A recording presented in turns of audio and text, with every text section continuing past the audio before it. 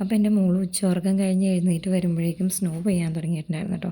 അപ്പോൾ ഈ പ്രാവശ്യം സ്നോ എന്ന് പറഞ്ഞിട്ടുണ്ടെങ്കിൽ അത്യാവശ്യം നല്ല രീതിക്ക് ഉണ്ടായിരുന്നു. ലാസ്റ്റ് ടൈം ഞാൻ വീഡിയോ ഇട്ടിട്ടുണ്ടായിരുന്നു, അപ്പോൾ അത്ര അധികമായിട്ടുള്ള സ്നോ ഒന്നും ഉണ്ടായിരുന്നില്ല നമുക്ക്.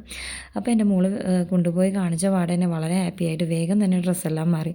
അല്ലെങ്കിൽ വളരെ ബുദ്ധിമുട്ടാണ് ഡ്രസ്സ് മാറ്റാൻ വേണ്ടിയിട്ട്, വിൻ്റർ ജാക്കറ്റും അതും ഇതും ഇടാനായിട്ടൊക്കെ. ബട്ട് ഈ ടൈം എൻ്റെ മോള് വളരെ പെട്ടെന്ന് തന്നെ ഡ്രസ്സെല്ലാം മാറി പുറത്ത് വന്നു. പക്ഷേ അവൾ ആദ്യം തന്നെ ഗ്ലൗസ് ഊരുകയാണ് ചെയ്തത്, കാരണം അവൾക്ക് സ്നോ ടച്ച് ചെയ്യാൻ വേണ്ടിയിട്ട്. ഇപ്പം നിങ്ങൾ കണ്ട എൻ്റെ ഒരു ചവിട്ടി അവിടെ ഞാൻ വിരിച്ചിട്ടുണ്ടായിരുന്നു കേട്ടോ, വാഷ് ചെയ്തിട്ട്. അതിപ്പോൾ ഫുള്ള് സ്നോയിലായിട്ടുണ്ട്. അപ്പം ഇനിയിപ്പം ഇവളിങ്ങനെ നോക്കുക കേട്ടോ എന്താ ചെയ്യുക ഇതിൽ. അതിൽ കഴിഞ്ഞിട്ട് എനിക്ക് എൻ്റെ മോള് ആ ഗ്ലൗസ് എല്ലാം തന്നിട്ട് വേഗം തന്നെ ഓടി അതിൻ്റെ ഉള്ളിൽ കളിക്കാനുള്ള തയ്യാറെടുപ്പിലായിരുന്നു.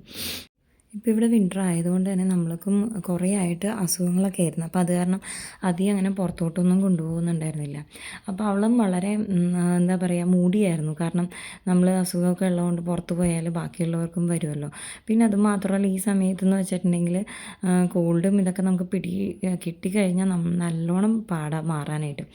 അപ്പോൾ ഈ പ്രാവശ്യം നമുക്ക് നവംബറിൽ കുഴപ്പമുണ്ടായില്ല. പക്ഷേ ഡിസംബർ, ജാനുവരി അങ്ങനെ ഫെബ്രുവരി എല്ലാ മാസം എന്ന് പറഞ്ഞാൽ നമുക്ക് എന്തെങ്കിലുമൊക്കെ അസുഖങ്ങളുണ്ടായിരുന്നു.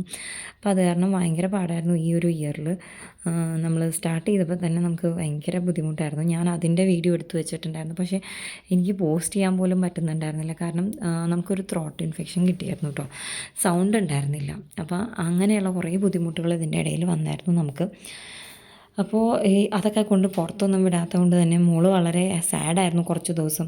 കാരണം എന്താ വെച്ചിട്ടുണ്ടെങ്കിൽ വീട്ടിൽ തന്നെ നമ്മളിങ്ങനെ കുത്തിയിരിക്കുമ്പോൾ നമുക്ക് വല്ലാത്തൊരു ബുദ്ധിമുട്ടായിരിക്കുമല്ലോ. അതും പ്രത്യേകിച്ച് നമ്മൾ ഫ്ലാറ്റ് പോലെയുള്ള സ്ഥലങ്ങളിലൊക്കെ എന്ന് പറയുമ്പോൾ. പക്ഷെ നമ്മളെപ്പോഴും പുറത്തോട്ട് അവളെ കാണിക്കും. കാരണം അധികം നമുക്ക് പുറത്തോട്ട് വിടാൻ പറ്റാത്തതുകൊണ്ട് തന്നെ നമ്മൾ പുറത്തോട്ടുള്ള വിൻഡോൻ്റെ അടുത്ത് എപ്പോഴും കൊണ്ടുപോയി ഇരുത്തി അവളെ കുറേ കാണിക്കുമായിരുന്നു കേട്ടോ. ഇപ്പം നോക്കിയാൽ നിങ്ങൾ കണ്ടോ, അവിടെ ആ ഗാർഡൻ ഏരിയയിലുള്ള പുല്ല് മൊത്തം സ്നോ ഒന്ന് കവറായിട്ടുണ്ട്.